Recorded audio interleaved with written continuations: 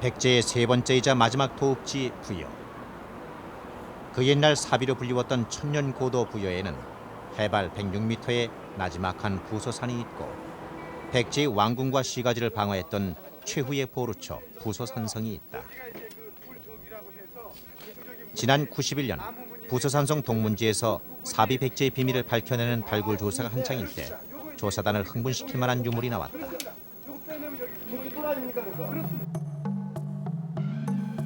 그것은 바로 한 대 뒤엉켜 있는 쇠덩이였다. 1300여 년 동안 땅속에 묻혀 있었던 이 쇠덩이는 과연 무엇일까?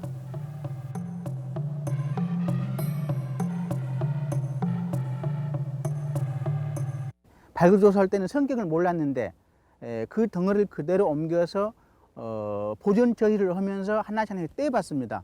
그랬더니 그 안에서는 수십 개 이상의 당시 화살촉, 또 상당히 많은 도자, 또 상당히 여러 개 이상의 대형 낫, 그다음에 그 갈래가 두 가지 있는 어떤 그 양지창, 또 하나는 갈고리, 이러한 그 종합적인 무기류가 6, 7종이 넘는 수십 종 또는 그 가지수로는 100여 점이 넘는 무기류가 한꺼번에 묻혀서 나왔던 겁니다.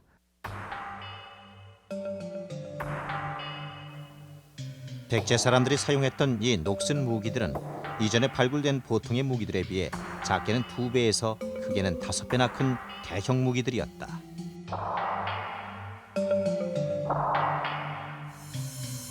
특히 이곳에서는 보통 활로는 쏠 수 없는 대형 화살촉이 발굴돼 눈길을 끌었다. 이 화살촉은 그 길이가 30cm에 가까웠다.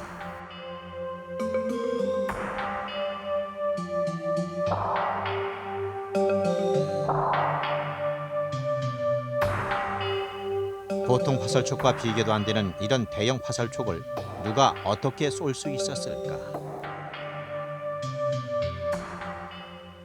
보통 저희들이 출토되는 화살촉들은 보통 뭐 무게가 해봐야 5g에서 20g 정도인데 이거는 거의 뭐 아마 100g을 넘는 그런 무게이고 또 그 크기도 20cm를 훨씬 넘었습니다. 이렇게 큰 그 무기 화살촉은 어떻게 쓰였을까 그렇게 궁금을 했는데 아무리 봐도 그거는 아마 그 기계적 장치에 의해서 화를 쏘는 그 요새 이야기하면 석궁입니다. 석궁에 썼던 무기가 아닌가 그렇게 이제 판단을 합니다. 그렇다면 기계의 힘을 이용해 쏘는 화살, 즉 노를 백제는 언제쯤부터 사용했을까? 중국의 역사서인 송서에 보면 백제 20대 비유왕이 송태조로부터 석궁의 일종인 요노를 얻었다는 기록이 나온다. 이러한 기록은 백제에서 이미 5세기 중엽부터 대형 활인 노, 즉 쇠뇌를 만들어 사용했음을 알게 해준다. 회전대를 이용해 활 시위를 당긴다 하여 이름 붙여진 녹로노.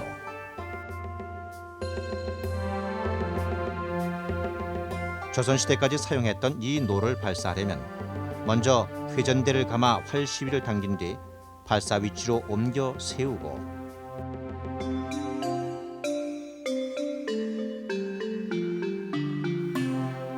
표적을 향해 조준한 다음 방아목에 연결된 방아줄을 잡아당겨 발사한다.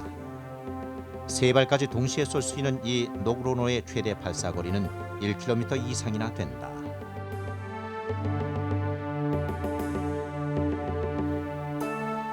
화살을 화살통인 전갑에 넣고 장전장치인 활줄을 당겨 화살을 발사하는 수노. 여러 개의 화살을 한꺼번에 연속으로 발사할 수 있는 이 수노는 오늘날의 자동소총과 비교할 수 있다.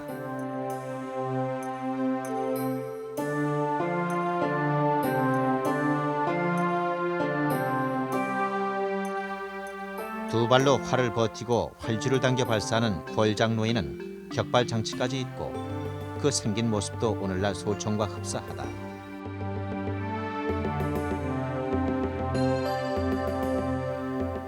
앉아 쏴, 서서 쏴, 엎드려 쏴 등 어떤 자세든지 자유롭게 쏠 수 있는 이 골장로는 가까운 거리는 직사로, 먼 거리는 곡사로 발사된다.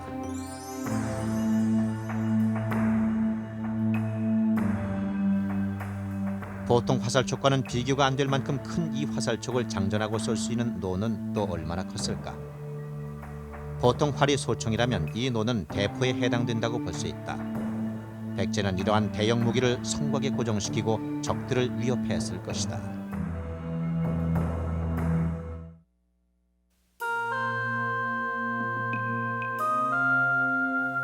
인류는 대자연에 적응해가는 수단으로 일찍이 도구를 이용해왔다. 맨 처음에는 깬돌이나 나무 작살 등을 이용해 사냥과 고기 잡으로 생기를 이어왔고,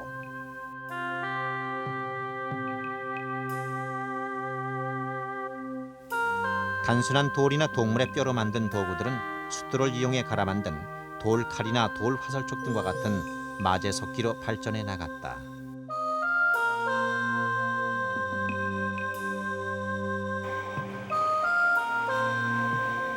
이동 생활을 하던 인류가 농경 생활로 정착하면서부터 사냥이나 농기구에 사용하던 도구의 제작 기술은 점점 더 정교하고 날카롭게 변해갔고,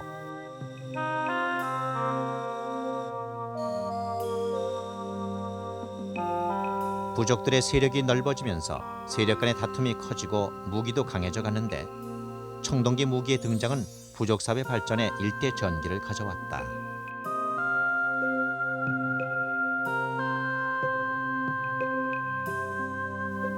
이러한 청동기 무기들은 화약 무기가 발명되기 전까지 쓰였던 무기의 원형을 보여주고 있다. 무기가 강해지자 전투도 조직적으로 이루어졌고 전장의 영역도 넓어져 갔다. 정복 전쟁이 본격화되기 시작한 것은 청동기에서 철기로 넘어가던 바로 그 무렵부터라 할 수 있다.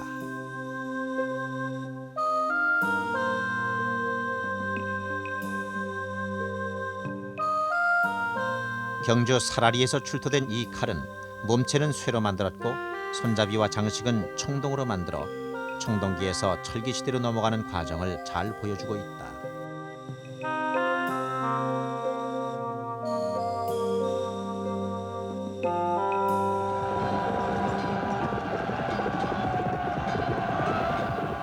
철기 문화의 확산은 당시 사회에 일대 혁명을 가져왔다. 철을 통해 강하고 효율적인 농기구를 만들어 생산력을 높였고, 또한 강한 무기를 만들어 정복 전쟁을 가능케 했다. 백제 역사가 그렇듯이 백제 무기 또한 전해져 오는 유물이나 기록이 거의 없다.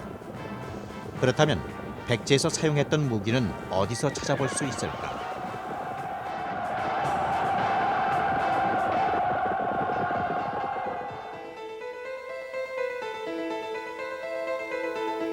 고구려 안악 3호 고분 벽화. 4세기 무렵에 동수라는 사람의 무덤에 그려진 이 벽화에는 당시 무기들이 모두 등장해 눈길을 끌고 있다.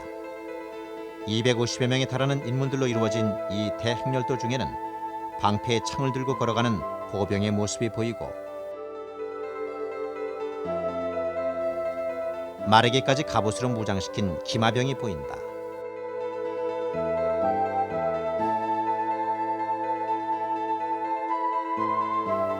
또한 활을 맨 궁수가 등장하고,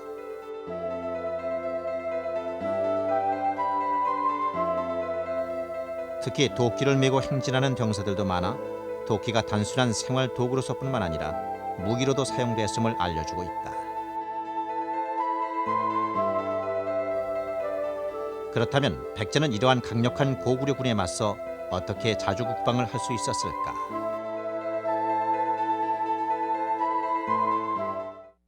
안악사모분이 4세기 중엽의 고구려 무기 체계를 알 수 있는 대표적인 벽화입니다만은, 거기에 보면은 그 기병을 비롯해 가지고 이제 보병에 이르기까지 여러 가지 무기 체계가 잘 나타났습니다. 그런데 그 당시 역사적 상황을 보면은 4세기 중후반대 백제 건초왕을 전후한 그 무렵에는 오히려 백제가 고구려를 압도하는 그런 시기입니다. 그래서 대표적인 예로 들 수 있는 게 평양성 함락이겠습니다만은, 그런 체계로 본다면은 비록 백제 무기는 실물 자료가 남아있지 않기 때문에 잘 알려져 있지 않지만, 그 당시의 안악사모분에 보이는 고구려의 군사를 무찌를 수 있을 정도의 무기 체계를 갖춘 강한 군대가 있었다고 생각을 해볼 수 있겠습니다.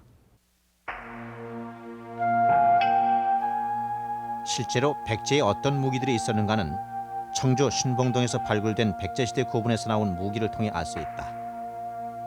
말을 탄 기마병을 걸어서 당기는 무기로 사용됐을 쇠낫은 농기구가 전투용 무기와 겸해서 사용됐음을 말해주고 있다. 안악 3호분의 도끼를 어깨에 맨 무사 대열도에서 엿볼 수 있듯이 삼국시대의 도끼는 백병전 때 쓰인 중요한 무기였다. 고대 사람들의 전쟁에서 필수적으로 등장하고 있는 이 쇠창은 적군과 맞붙어 싸울 때 가장 위협적인 무기였다. 말의 입에 물리는 제갈.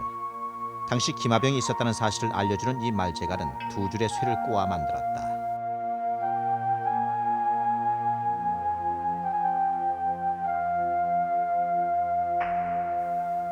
거대 전투에서 가장 위협적인 무기였던 활. 활은 오늘날 보병들의 소총에 해당하는 기본 무기라고 할 수 있다.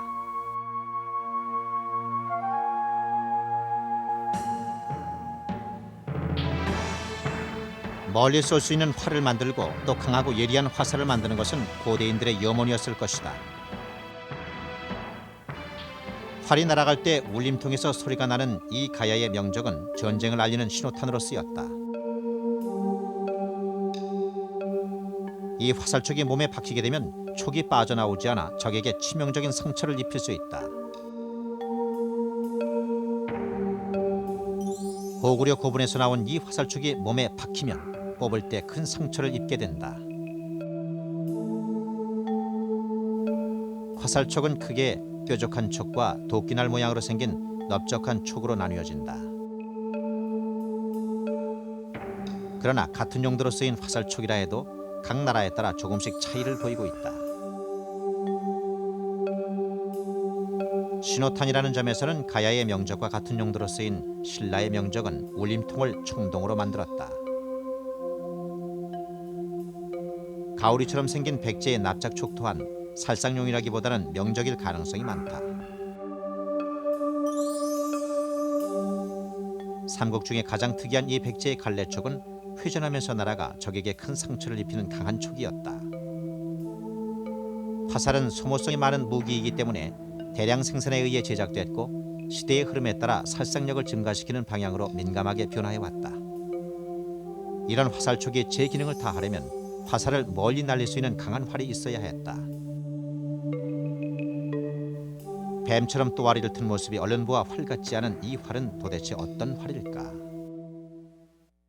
활은 처음에 한 가지의 재료를 가지고 끈을 메어서 그 D자형의 그 구부림에 의한 그러한 활이었는데, 이러한 활은 어느 정도 한계가 있었습니다. 더 멀리 날아가지 않고 또한 활을 크게 만들 수도 없었습니다.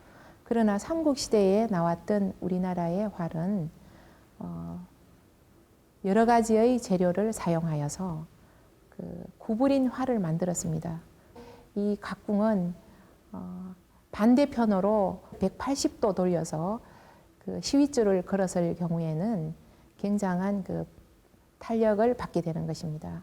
그래서 전 세계에서 적은 활이면서 가장 위력을 또한 가장 멀리 날아갈 수 있도록 만든 것이 바로 우리나라의 각궁입니다.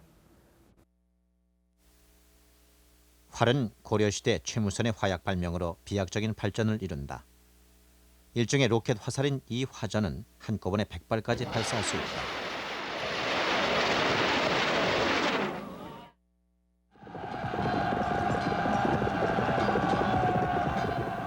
몸을 보호하려는 것은 인간의 본능이다. 공격 무기인 활과 창, 칼이 날카롭고 강하게 발전함에 따라서 몸을 보호해주는 갑옷도 점차 발전해 나갔다. 갑옷이라고 하면 흔히 쇠를 연상하게 마련이지만 몽천 토성에서 발견된 이 뼈빈을 갑옷 조각에서 볼 수 있듯이 백제 초기에는 동물의 뼈를 깎아 갑옷을 만들었다.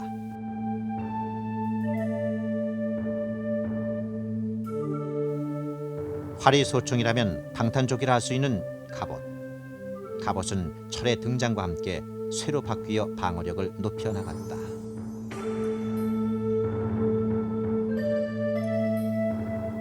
경남 김해 양동리 구분에서 나온 이 가야의 철제 갑옷을 통해 당시 군인들이 어떤 갑옷을 입었었는지 짐작할 수 있다.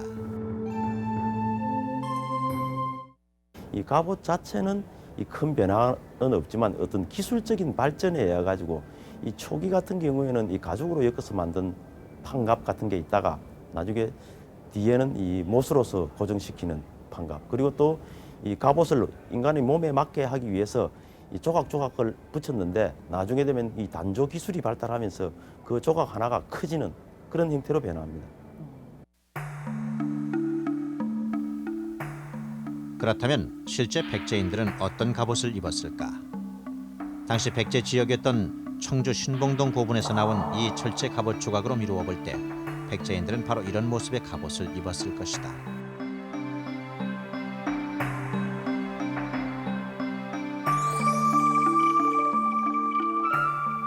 백제 무기의 우수성은 갑옷과 칼에 있다. 삼국사기에 보면 백제는 무왕 때 철갑옷과 금갑옷을 비롯해 명광계라는 갑옷을 당나라에 보냈다고 전한다. 그렇다면 백제의 명품 명광계는 어떤 갑옷일까?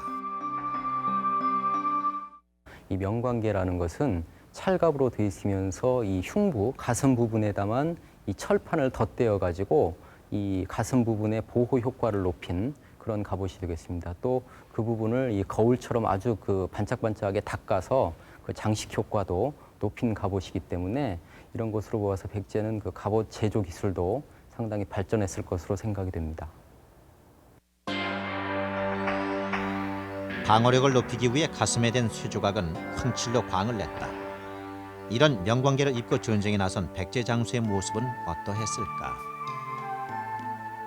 갑옷과 함께 또 하나의 백제 명품인 칼에 대한 기록은 636년에 편찬된 중국의 역사서 주서에 잘 나타나 있다. 이 기록에 보면 백제는 곡부, 육부, 약부, 법부 등 12부를 두었는데 그 가운데 말을 관장하는 마부와 함께 칼을 만드는 도부를 두었다고 적혀 있다. 따라서 백제는 일찍부터 강한 칼을 만드는 데 힘써 왔음을 알 수 있다.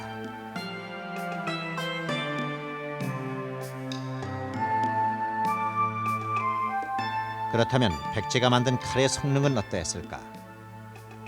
이 백제의 칼들은 당시 최고의 제련 기술인 초강으로 만들었다. 백제 칼의 우수성을 알리는 유명한 칼이 또 하나 있다.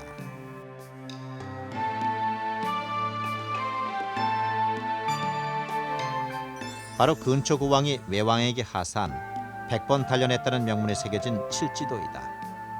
이는 근초 구왕이 영토를 확장해 나갔던 4세기 무렵에 백제의 뛰어난 제련 기술이 있었음을 말해주고 있다. 고대 무기는 오늘날과 마찬가지로 제련 기술과 밀접한 관련을 맺고 있다. 그렇다면 백제가 강력한 철을 생산해낼 수 있었던 초강 기술은 무엇인가?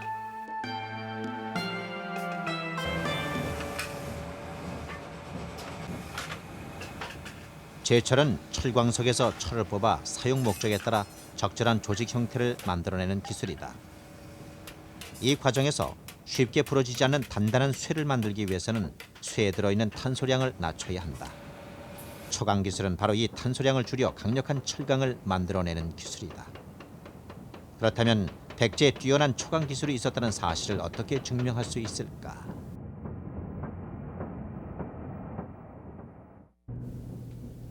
충북 진천 석장리 유적지에 그 증거가 있었다. 이곳에서는 지난 94년부터 97년까지 모두 4차례에 걸쳐 발굴 조사가 이루어졌는데 그 결과 이것이 철 생산지임을 밝혀주는 다양한 유구와 유물들이 나왔다. 철광석을 녹이는 로 안에 바람을 불어넣는 송풍관, 자석이 붙어있는 왼쪽에 로 안에 들어있던 부분으로 여전히 철 성분이 남아있다. 이러한 유구들과 함께 출토된 4, 5세기 무렵의 백제 토기들을 통해 이것이 한성시대 백제의 철 생산지임이 밝혀졌다.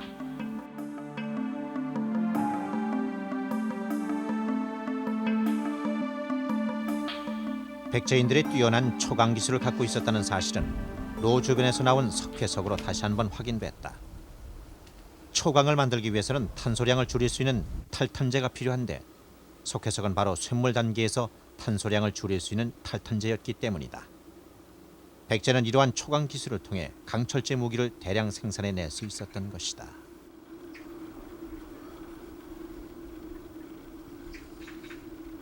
아, 3세기 후반에서 4세기 이후에 백제는 진천 지역을 중심으로 한 대규모의 그 석장 유적과 같은 철 생산 기지를 갖게 되면서 거기에서 대량의 농공구를 생산을 하고 또 무기를 생산하면서 또 어떤 농업 생산력을 발전시키면서 동시에 군사력을 강화하는 두 방면의 발전이 급진적으로 이루어졌던 걸로 지금 추정이 되고 있습니다.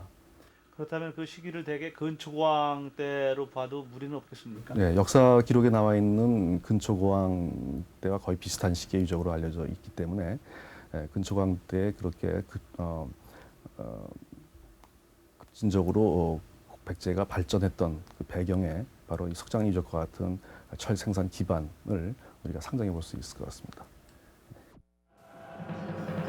고대 삼국의 가장 큰 과제는 무기의 대량 생산을 가능케 해주는 철 생산지의 확보에 있었다.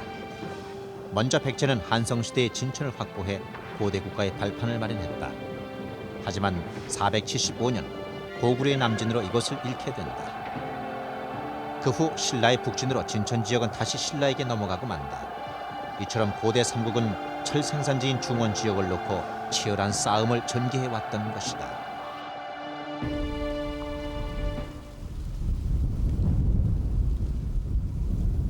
그렇다면 철 생산지를 잃은 백제는 어떤 대책을 마련했을까? 우리는 그 단서를 용담댐 수몰지구 안에 자리한 전북 진안에서 찾아냈다. 가야는 철 생산지로 유명한 변안의 뒤를 이었는데 백제가 바로 그 가야 지역으로 진출하기 위해서는 반드시 이곳 진안 땅을 거쳐야 했다. 발굴 작업이 한창 진행 중인 이곳 진안군 와정 유적지에서는 산성을 쌓았던 흔적과 함께 다양한 유물들이 출토됐다. 군사시설임을 입증해주고 있는 갑옷 조각과 도끼 등의 무기가 나왔고 백제와 가야의 유물이 동시에 출토돼 백제가 가야 지역으로 진출한 것으로 여겨진다. 가야의 유물도 얼마간 있고 주변에 가야 무덤도 있고 또 이제 얼마간 거리가 떨어졌으면 백제 석실분도 또 거기에서 나오는 것들이 있습니다. 그래서 이런 것들로 종합을 해볼 때 기본적으로 백제 토성이라고 이제 일단 인식을 하고 주변에 가야 유물들도 나오는 것들이 있고 가야 고분들이 있기 때문에 가야가 있었던 지역에 백제가 나중에 들어오는 것이 아닌가. 그리고 백제가 들어오고 난 다음에 형성되는 무덤들이 석실분이라든가 하는 것들이 아닌가 이렇게 생각하고 있습니다. 그래서 그 시기는 대체로 5세기 말 이전이 아닐까 하는 생각을 하고 있습니다. 즉 다르게 표현을 한다면 그 백제가 공주로 천도하고 난 다음 그리고 아무리 늦더라도 사비로 천도하기 이전 단계 것이 아닌가 이렇게 생각할 수가 있을 것 같습니다.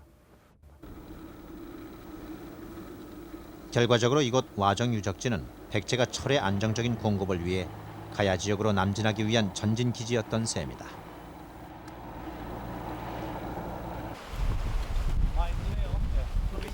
전남 순천시 검단산.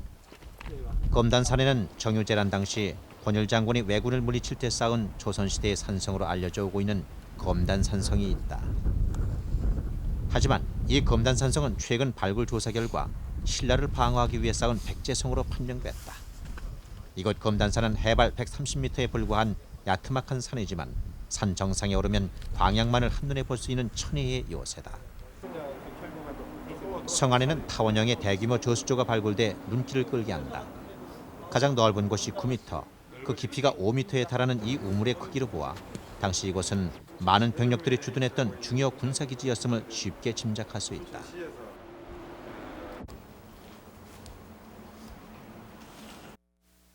이곳에서는 백제 성임을 확인시키는 백제의 전형적인 삼족 토기가 나왔고 이곳이 군사기지였음을 말하고 있는 철제 화살촉을 비롯해 쇠창과 도끼 등의 무기가 나왔다. 특히 이곳에서 출토된 도끼는 처음으로 나무자루가 썩지 않은 채 출토돼 관계자들을 흥분시켰다. 행주산성 전투에서 그 진가를 발휘했던 전투용 돌멩이, 석탄도 나왔다.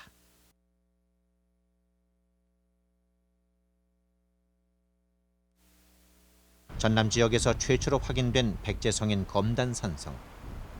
학계에서는 이 산성을 쌓은 시기를 백제가 남진 정책을 활발하게 펼쳤던 7세기 초쯤으로 보고 있다. 그렇다면 사람들은 언제부터 이런 견고한 성을 쌓기 시작했을까?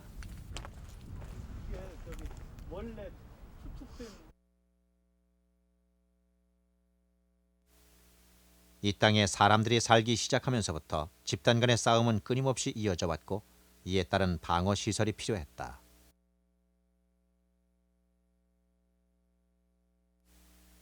맨 처음에는 성곽의 가장 원초적인 형태인 나무 기둥을 박아 울타리를 만드는 목책이 나타나기 시작했고, 좀 더 효과적인 방어를 위해 울타리 주변에는 깊은 도랑을 파기도 했다. 이후 무기의 발달과 함께 토성이나 석성들이 등장하게 된다.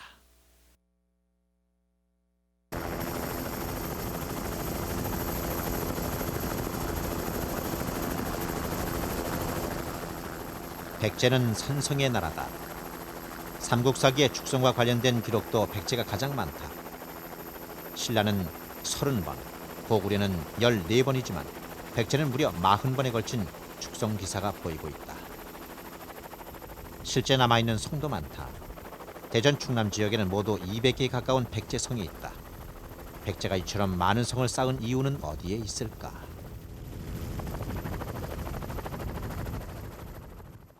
우선 백제는 당시 그 지방을 통치하기 위한 지방의 통치 방법 자체가 산성을 성을 중심으로 해서 지방을 다스리게 됩니다. 그렇기 때문에 요소요소의 산성을 둘 수뿐이 없었고, 또 이 국가적으로 중요한 하나의 그 군사적으로 중요한 지역에는 많은 산성들을 두게 되는데, 신라와는 달리 신라는 요소요소의 거점에 큰 산성들을 배치하지만 백제에서는 그것이 아니라 하나의 선의 배치 상태로서 작은 산성들을 봉우리봉우리마다 산성을 축조했던 관계로 고구려, 백제, 신라에 비교해서 백제가 가장 많은 산성을 축조할 수뿐이 없었던 이유가 바로 이곳에 있었던 것입니다.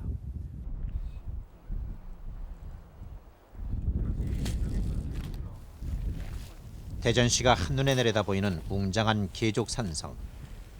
성의 둘레가 1km에 달하는 이 계족산성을 비롯해 대전 지역에는 모두 33개의 백제성이 있고, 이 중 돌로 쌓은 석성이 31개를 차지한다.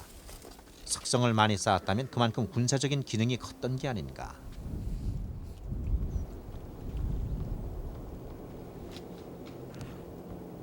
한성에서 계로왕이 패사한 후에 갑자기 웅진으로 천도하잖아요.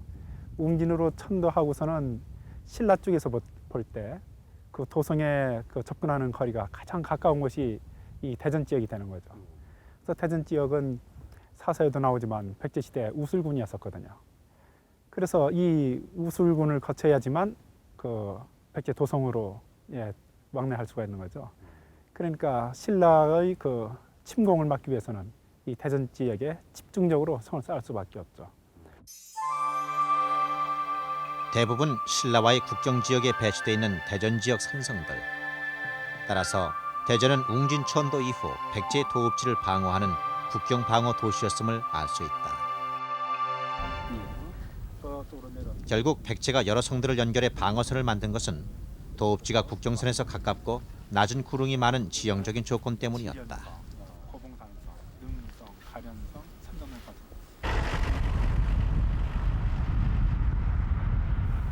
그렇다면 백제와 대치해 있던 신라는 어떤 성을 쌓았을까? 충북 포원에는 신라의 대표적인 산성인 삼년산성이 있다. 백제가 여러 개의 작은 성들을 연결해 방어선을 만들었다면 신라는 주요 거점 지역에 이 삼년산성과 같은 대규모 성을 쌓았다. 이 산성은 넓적한 돌을 우물정자 모양으로 거의 수직으로 쌓아 올렸다. 3년 동안 쌓았다 하여 이름 붙여진 삼년산성은 백제가 웅진으로 도읍을 옮긴 천도 다음 해인 476년 5세기 후반에 쌓았다.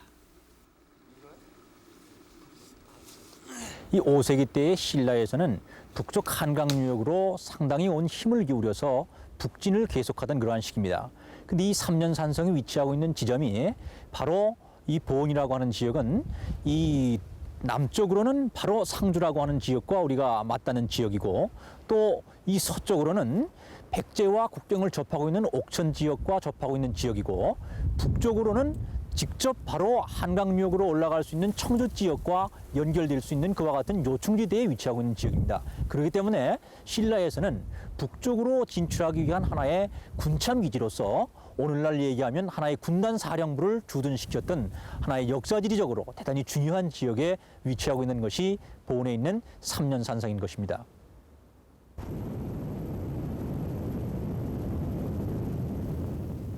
백제는 일찍이 거대한 자연 방어선인 강을 중심으로 도읍을 정하고 국가의 운명을 좌우하는 토성을 쌓아 올렸다. 한성시대 백제는 한강 유역에 4km에 달하는 거대한 장방형 성곽인 풍납토성을 쌓았고 웅진시대에 이르러서는 금강을 이용해 공산성을 쌓고 국경지대에서 도읍지까지 겹겹이 방어망을 구축했다. 또한 사비시대 백제는 금강을 1차 방어선으로 삼고 도읍을 둘러싼 산성을 연결해 나성을 쌓았다. 나성 주변에는 다시 2중 3중으로 동심원을 그려나가듯 방어성을 쌓아 당대 최고의 방어체계를 완성했던 것이다.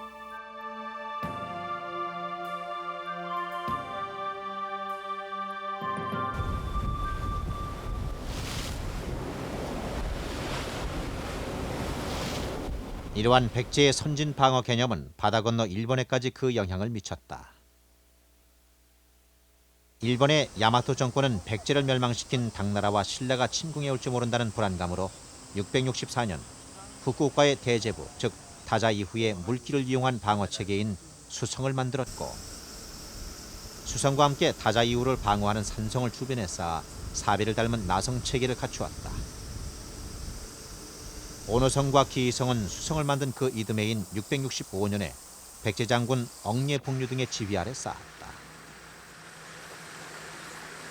이처럼 유사점을 띠게 된 배경에는 기록에 분명히 나와 있듯이 일본에 있어서 조선식 산성, 말하자면 방어를 위한 그런 산성을 처음으로 쌓게 된 계기도 그러하고 그 산 기술 지도 역시 백제의 유민들 가운데서 당시 백제 관직에 있던 사람들이 현장 지도를 했다는 그런 기록이 분명히 나와 있습니다. 그래서 이런 걸로 봐서 다자의 후에 그런 방위적인 전략적인 그런 구상, 구체적인 성벽 축조 기술, 그리고 거기에 참여해서 현장 기술 지도를 한 그 사람 임명 뭐 이런 것들이 전부 문헌 고고학적인 자료에서 전부 일치가 되는 그러한 모습을 알 수가 있습니다. 적을 방어하기 위한 전략은 기본적으로 산악지대인가 평야지대인가 하는 자연 조건에 따라 달라진다. 그렇다면 백제는 어떤 전략과 전술을 펼쳤을까? 백제는 우리 한반도 내에서 가장 평지가 많은 그러한 평지에 위치하고 있기 때문에 지형지물을 최대한도로 활용했습니다. 첫째로 수도를 방어하기 위해서 여러 겹에 해당하는 방어선인 중심이 깊은 방어체제를 구축했던 것입니다. 둘째로는 국경선에서부터 강과 또 산, 이와 같은 자연 지형지물을 최대한도로 활용한 관방시설물을 설치를 함으로써 이와 같은 것을 실질적으로 이용할 수 있었고, 또 세 번째로는 고구려는 대중국전에 있어서 산성과 같은 청야 입보전을 주로 수행해서 큰 효과를 있었고, 신라의 경우는 가야 정복을 통해서 얻은 그 병력을 바로 평원전에 투입을 해서 효과를 봤습니다. 백제의 경우에 있어서는 바로 이와 같은 두 나라하고는 달리 군웅지대를 활용한 매복작전을 수행함으로 큰 효과를 보게 된 것입니다.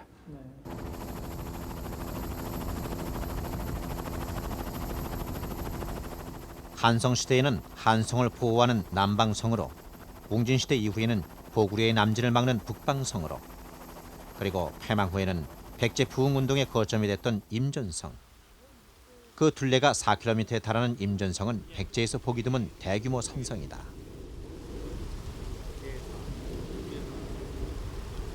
우리나라에서는 태매식 산성 중에서는 가장 큰 그런 규모의 산성입니다. 네. 그래서 되게 이 바깥면에 있는 그 돌을 면석이라고 하거든요. 그래서 이 면석 안에 있는 돌을 이제 뒤체험석 이렇게 얘기하는데, 이 내탁기법의 그 산성이라고 하는 것은 산 기슭을 깎아가지고요, L자형으로 깎아서 바깥면만 석축을 하는 거죠. 네. 앞면은 그냥 산 기슭에 그냥 의지해서, 그래서 안에 의지한다 해서 내탁, 그리고 바깥면만 쌓았다 해서 외축해서 내탁 외축 기법 이렇게 말합니다. 네. 그래서 백제의 산성들은 대개 이러한 내탁해서 외축하는 그러한 기법으로 축조를 했는데, 이러한 그 기법에 의한 축조 방법은 비용을 적게 들이고 시간을 절약할 수 있고 인력을 적게 소용할 수 있다고 하는 이러한 장점 때문에 백제에서는 이러한 그 축조 기법을 많이 채용했습니다. 백제인들은 성벽을 쌓는데도 뛰어난 축성 능력을 발휘했다. 키가 다른 돌로 높이를 맞추기 위해 모난 부분을 일일이 다듬어 쌓았다. 백제인들의 꼼꼼함이 절로 느껴진다.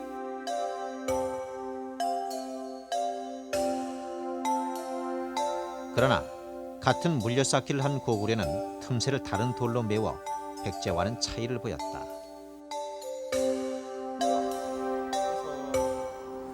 실질적으로 성벽선을 만드는데도 특유의 과학 정신을 발휘했다. 축조를 해서 신라 쪽을 겨냥하기 위해서 방어하기 위한 그런 방어 시설입니다. 이 성이 견고한 것은 그 기초부에서 수직으로 약간 1m쯤 올라오다가 점차 안으로 이렇게 물려 쌓거든요. 그래서 물려 쌓다가 3분의 2 정도 올라가서는 다시 수직으로 쌓으면서 약간 밖으로 내미는 듯이 다시 축조하거든요. 그래서 대개 그것을 이제 우리가 규형이라고 이렇게 말하는데 이렇게 성을 축조하면은 이 배가 불로 나오지 않기 때문에 상당히 견고하고 내구성이 있어서 오랫동안 보존이 잘 되는 거죠. 성벽이 수직으로 힘을 받게 되면 바깥쪽으로 무너지기 쉬운데 백제인들은 이런 형태가 가장 강하다는 사실을 알았던 것이다. 백제는 토성을 쌓을 때도 그 우수성을 유감없이 발휘했다. 천년 세월을 끄덕없이 버티고 있는 백제 토성의 비밀은 바로 판축법에 있다. 성질이 다른 점토와 사질토를 번갈아 붓고 목봉으로 꼼꼼히 다지게 되면 흙은 돌처럼 단단해진다. 철근 콘크리트가 철근과 시멘트를 사용했다면 목책 도니법은 나무 기둥을 세우고 그 사이에 흙과 돌을 채워 넣는 방법이다. 백제인들은 또 성벽 속의 나무가 썩지 않도록 땅 표면을 불로 태워 빗물이 스며들지 못하게 하는 지혜로움을 선보였다. 산성의 기능을 강화시켜주는 것이 치성이다. 치성은 적을 측면에서 격퇴시킬 수 있도록 성벽의 일부를 돌출시켜 쌓은 것이다. 또한 성문을 방어하기 위해 옹성을 쌓았다. 처음에는 이처럼 평문에서 어근문으로 발전하지만 본격적인 옹성은 적군이 정문을 돌파하지 못하도록 다양하게 설계됐다.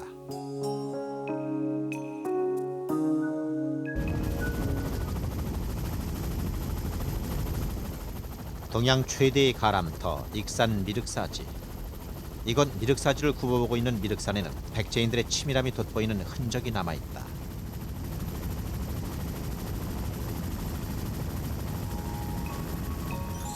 이 산성은 성문으로 들어오는 적을 사방에서 협공할 수 있는 편문식 웅성을 쌓고 또 그 옆에 치성을 쌓았다. 치성과 웅성을 결합해 방어력을 한 단계 높인 백제인의 창의성을 엿볼 수 있다. 이 산성의 단점을 확치하기가 제일 잘 알으니까요. 철옹성처럼 굳건한 성벽 뒤에는 저 험난한 곳에서부터 성도를 짊어지고 올라가야 했던 백제인들의 고달픈 삶이 새겨져 있다. 그들에게 있어서 국가는 과연 어떤 존재였을까? 수없이 많은 성을 쌓고 끊임없이 이어졌던 전쟁을 감수해야만 했던 사람들.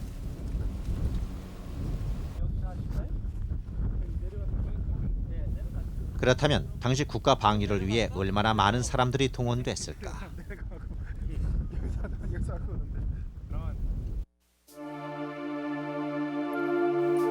유일하게 백제의 군사체제를 언급한 중국의 역사서인 주서.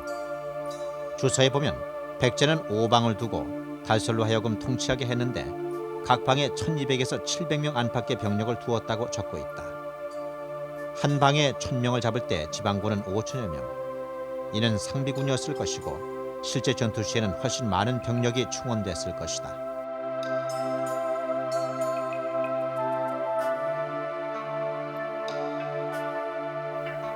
삼국사기의 전쟁 기록에 보면 그 사실을 알 수 있다. 백제 무왕이 신라를 칠 때 4만 명의 보병과 기병을 동원했고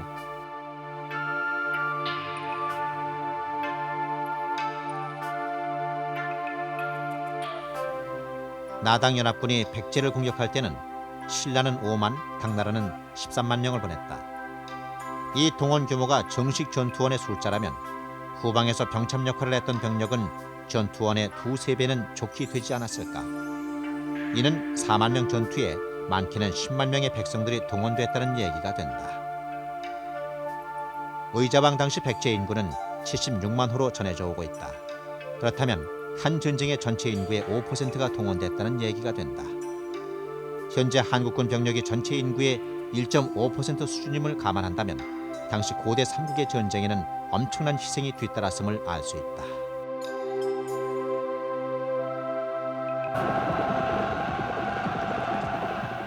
고대 삼국의 전쟁은 성을 빼앗고 빼앗기는 과정의 연속이었다. 전투 개시를 알리는 신호탄에 맞춰 지천을 흔드는 함성 소리와 함께 성을 향해 진격해 들어오고 성곽에 포진된 대형 노와 단공으로 무장한 공수들은 일제히 화살을 퍼부어댔다. 그래도 사기가 꺾이지 않은 적군이 비오듯 쏟아부는 화살과 돌멩이를 헤치고 성곽 가까이 다가오면 이번에는 날카로운 마름쇠를 뿌렸다.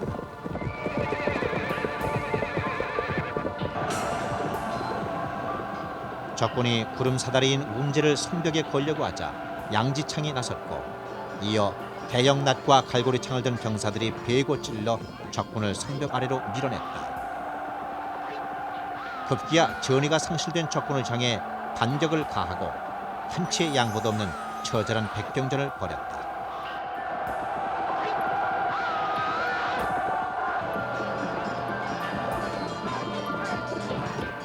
그렇게 성을 빼앗으려는 세력과 빼앗기지 않으려는 세력들의 싸움은 승자가 가려질 때까지 계속됐다.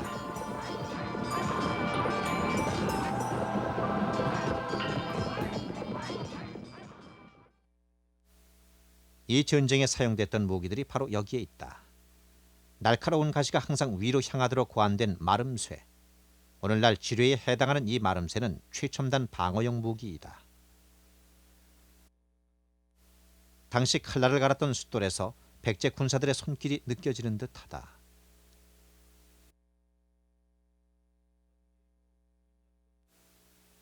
이 지창은 운제를 타고 성벽을 기어오르는 적을 가차없이 밀어냈던 바로 그 무기였다.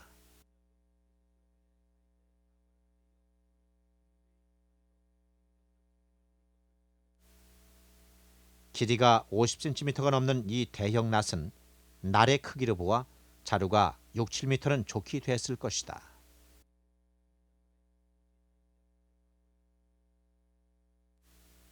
역시 길이가 40cm에 이르는 갈고리창. 이 대형 갈고리창을 사용하려면 최소한 2~3사람의 힘이 필요했으리라.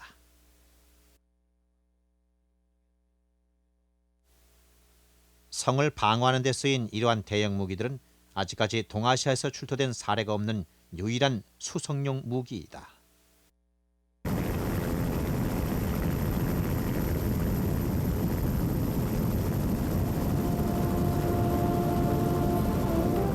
낮은 구릉이 많고 국가 경영의 심장부인 도성이 국경에 가까웠던 백제. 백제는 이런 지정학적 한계를 극복하기 위해 수많은 성을 쌓아야 했다. 또 성을 쌓는데도 최고의 기술과 지혜를 동원했다.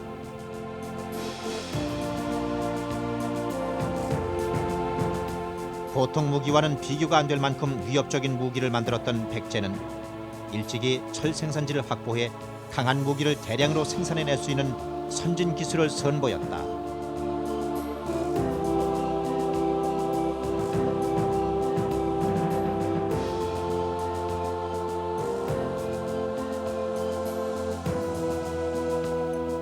백제는 당시 그런 첨단 무기를 바탕으로 정복 전쟁을 펼쳐나갈 수 있었다. 그러나 강한 자만이 살아남는 전쟁 뒤에는 또 얼마나 많은 희생이 뒤따랐던가.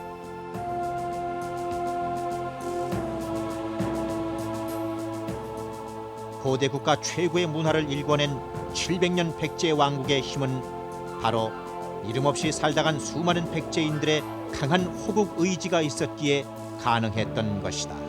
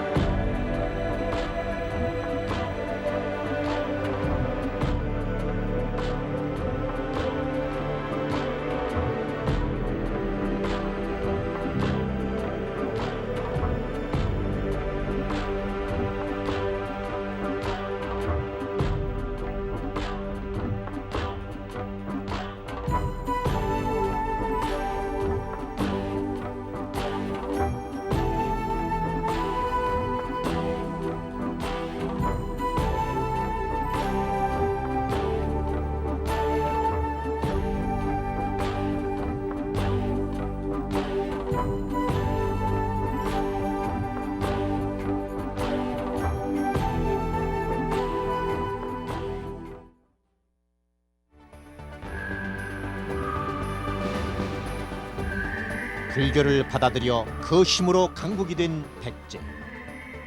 백제에 있어 불교는 어떤 의미인가? 그리고 서산마애불 같은 백제 불상의 걸작은 어떻게 만들어졌고 그들의 불상은 이웃나라 일본의 어떤 모습으로 전해졌나?